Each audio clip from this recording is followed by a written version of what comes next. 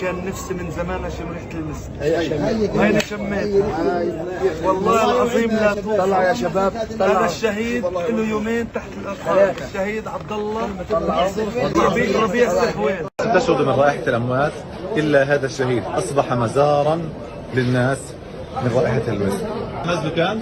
صحيح الإسعاف لولا إنه بتخالف الإسعاف كان هذا الشهيد ضل في الإسعاف. ما شاء الله ريحته كريحة المسك لحتى الآن. المجمع كله هذه الغرفة دائما الله يعزك بتريح ريحة مدنة، لكن الشهيد أول ما وصل الغرفة هان ملى كل الغرفة ريحة المسك.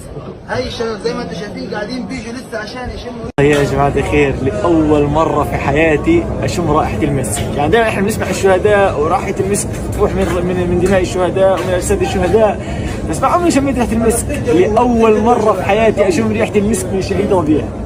يا الله، والله ما لي خاطر أتزحزح من جنبه من كثر ما هي ريحته جميلة. شيء لا يوصف والله، ايش عن جد لا يوصف. صار له يومين تحت الأنقاض. الشهيد صار له 3 أيام، 3 أيام صار له تحت الأنقاض، متخيلين؟ يا الله.